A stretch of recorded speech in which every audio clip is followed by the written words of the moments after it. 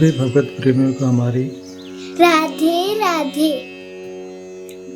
मानव जीवन का सर्वोत्कृष्ट फल सत्संग श्री भक्तमाल कथा के माध्यम से हमें मिलने जा रहा है।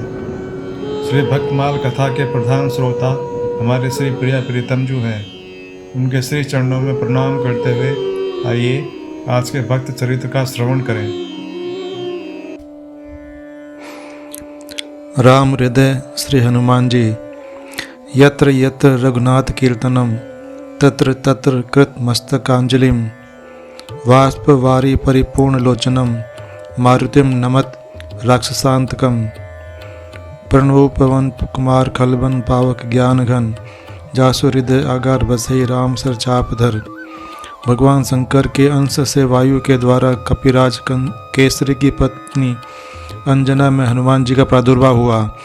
मर्यादा पुरुषोत्तम श्री राम की सेवा शंकर जी अपने रूप से तो कर नहीं सकते थे, अतः उन्होंने 11वें रुद्र रूप को इस प्रकार वानर रूप में अवतरित किया। जन्म के कुछ ही समय पश्चात महावीर हनुमान जी ने उगते हुए सूर्य को कोई लाल लाल फल समझा और उसे निकलने आकाश की ओर दौड़ पड़े। उस दिन सूर्य ग्रहण का समय था। रावण ने देखा कि कोई दूसरा ही सूर्य को पकड़ने आ रहा है, तब वह उस आने वाले को पकड़ने चला, किंतु जब वायु पुत्र उसकी ओर बढ़े तब वह डरकर भागा। रावण ने इंद्र से पुकार की। ऐरावत पर चढ़कर इंद्र को आते देख पवन कुमार ने ऐरावत को कोई बड़ा सा सफ़ेद फल समझा और उसी को पकड़ने लपके। घबराकर देवराज ने वज्र से प्रहार किया। वज्र से इनकी ठोड़ी अर्थात हनु पर चोट लगने से वह कुछ टेढ़ी हो गई और उसी से हनुमान कहलाने लगे। वज्र लगने पर ये मूर्छित होकर गिर पड़े। पुत्र को मूर्छित हो देखकर वायुदेव बड़े कुपित हुए। उन्होंने अपनी गति बंद कर ली। श्वास रुकने से देवता भी व्याकुल हो गए। अंत में हनुमान को सभी लोकपालों ने अमर होने तथा अग्नि जल वायु आदि से अभय होने का वरदान देकर वायुदेव को संतुष्ट किया। जाति स्वभाव से चंचल हनुमान ऋषियों के आश्रम में वृक्षों को सहज चपलतावश तोड़ देते तथा आश्रम की वस्तुओं को अस्त व्यस्त कर देते। अतः ऋषियों ने उन्हें शाप दिया, तुम अपना बल भूले रहोगे, अब कोई तुम्हें स्मरण दिलाएगा तभी तुम्हें अपने बल का ज्ञान होगा। तब से सामान्य वानर की भांति रहने लगे। माता के आदेश से सूर्य नारायण के समीप जाकर वेद वेदांग प्रवृत्ति समस्त शास्त्रों एवं कलाओं का उन्होंने अध्ययन किया।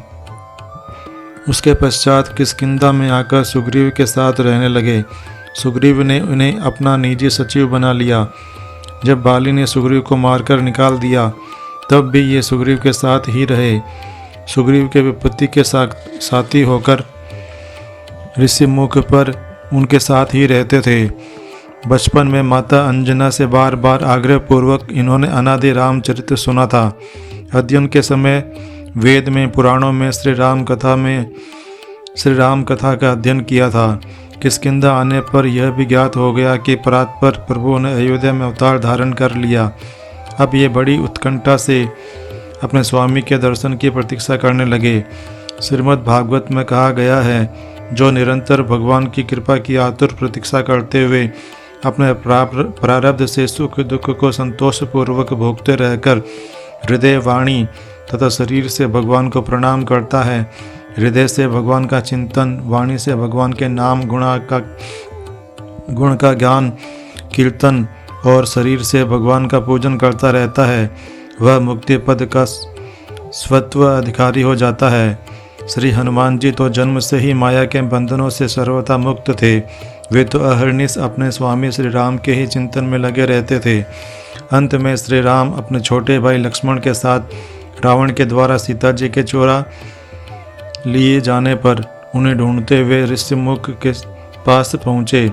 सुग्रीव को शंका हुई कि इन राजकुमारों को बाली ने मेरे मारने को न भेजा हो। हनुमान जी को परिचय जानने के लिए उन्होंने भेजा। विप्र वेश धारण कर हनुमान जी आए और परिचय पूछकर जब अपने स्वामी को पहचाना तब वे उनके चरणों पर गिर पड़े। वे रोते रोते कहने लगे, एकु मैं मंद मोह बस कुटिल हृदय अज्ञान, पुनि प्रभु मोहि बिसारेहु दीन बंधु भगवान। श्री राम ने उठाकर उन्हें हृदय से लगा लिया। तभी से हनुमान जी श्री अवधेश कुमार के चरणों के समीप ही रहे। हनुमान जी की प्रार्थना से भगवान ने सुग्रीव से मित्रता की और बाली को मारकर सुग्रीव को किष्किंधा का राज्य दिया। राज्य भोग में सुग्रीव को प्रमत्त होते देख हनुमान जी ने ही उन्हें सीतान्वेषण के लिए सावधान किया। वे पवन कुमार ही वानरों को एकत्र कर लाए। श्री राम जी ने उनको ही अपनी मुद्रिका दी। 100 योजन समुद्र लांघने का प्रश्न आने पर जब जाम्बवंत जी ने हनुमान जी को उनका बल का स्मरण दिलाकर कहा कि आपका तो अवतार ही राम कार्य संपन्न करने के लिए हुआ है, तब अपने शक्ति का प्रबोध कर केसरी को किशोर उठ खड़े हुए। देवताओं के द्वारा भेजी हुई नाग माता सुरसा को संतुष्ट करके समुद्र में छिपी राक्षसी सिंहिका को मारकर हनुमान जी लंका पहुँचे। द्वार रक्षिका लंकिनी को एक घूसे में सीधा करके छोटा रूप धारण कर ये लंका में रात्रि के समय प्रविष्ट हुए।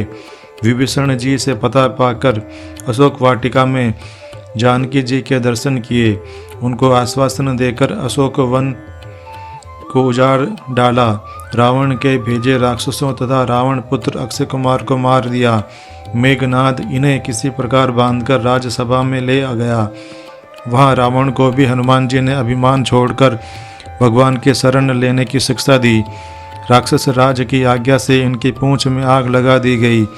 इन्होंने उसी अग्नि से सारी लंका फूंक दी। सीता जी से चिन्ह स्वरूप चूड़ामणि लेकर भगवान के समीप लौट आए। समाचार पाकर श्री राम ने युद्ध के लिए प्रस्थान किया। समुद्र पर सेतु बांधा गया, संग्राम हुआ और अंत में रावण अपने समस्त अनुचर बंधु बांधवों के साथ मारा गया। युद्ध में श्री हनुमान जी का पराक्रम, उनका शौर्य, उनकी वीरता सर्वोपरि रही।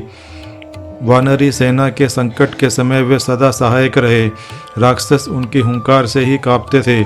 लक्ष्मण जी जब मेघनाद की शक्ति से मूर्छित हो गए तब मार्ग में पाखंडी कालनेमी को मारकर द्रोणाचल को हनुमान जी उखाड़ लाए और इस प्रकार संजीवनी औषधि आने से लक्ष्मण जी को चेतना प्राप्त हुई।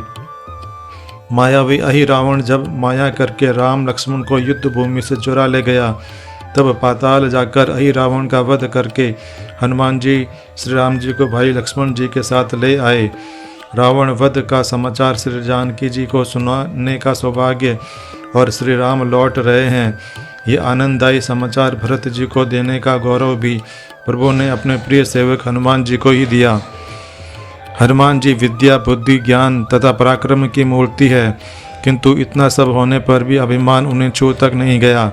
जब वे लंका जलाकर अकेले ही रावण का मर्दन करके प्रभु के पास लौटे और प्रभु ने पूछा कि त्रिभुवन विजयी रावण की लंका को तुम कैसे जला सके, तब उन्होंने उत्तर दिया, शाखा मर्ग के बड़ी मनुसाई, शाखा ते शाखा पर जाई, नाग सिंधु हाटकपुर जारा, निश्चर गण बदी विपिन उजारा, सो सब तब प्रताप रघुराई, नाथ न कछु मोरी प्रभुताई। हनुमान जी की भक्ति तो अतुलनीय है। अयोध्या में राज्याभिषेक हो जाने पर भगवान ने सबको पुरस्कृत किया।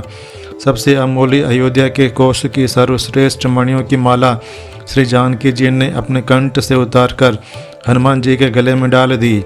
हनुमान जी मणियों को ध्यान से देख देख कर तोड़ने लगे और मुख में डालकर फोड़ने भी लगे। दुर्लभ रत्नों को इस प्रकार नष्ट होते देख कुछ लोगों का बड़ा कष्ट हुआ। कुछ ने उन्हें रोका। हनुमान जी ने कहा, मैं इनमें भगवान का नाम तथा उनकी मूर्ति ढूंढ रहा हूँ। जिस वस्तु में मेरे स्वामी श्री सीताराम का नाम न हो, जिसमें उनकी मूर्ति न हो, वह तो व्यर्थ है। प्रश्न करने वाले ने पूछा, क्या आपके शरीर में वह मूर्ति और नाम है? तुरंत अपने नखों से हनुमान जी ने छाती का चमड़ा फाड़कर सबको दिखाया।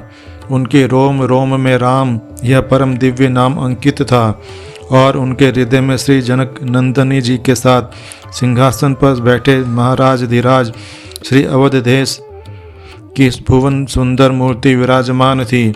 सब लोग जय जयकार करने लगे। भगवान ने हनुमान जी को हृदय से लगा लिया। हनुमान जी आजन्म नैष्ठिक ब्रह्मचारी हैं। व्याकरण के महान पंडित हैं, वेदज्ञ हैं, ज्ञानी शिरोमणि हैं, बड़े विचारशील, तीक्ष्ण बुद्धि तथा अतुल पराक्रमी हैं। श्री हनुमान जी बहुत निपुण संगीतज्ञ और गायक भी हैं। एक बार एक देव ऋषि दानवों के महान सम्मेलन में जलाशय के तट पर भगवान शंकर तथा देवर्षि नारद जी आदि गा रहे थे। अन्य देवर्षि दानव भी योग दे रहे थे। इतने में ही हनुमान जी ने मधुर स्वर से ऐसा सुंदर गान प्रारंभ किया कि जिसे सुनकर उन सबके मुख म्लान हो गए, जो बड़े उत्साह से गा बजा रहे थे, और सभी अपना अपना गान छोड़कर मोहित हो गए और चुप होकर सुनने लगे। उस समय केवल हनुमान जी ही गा रहे थे।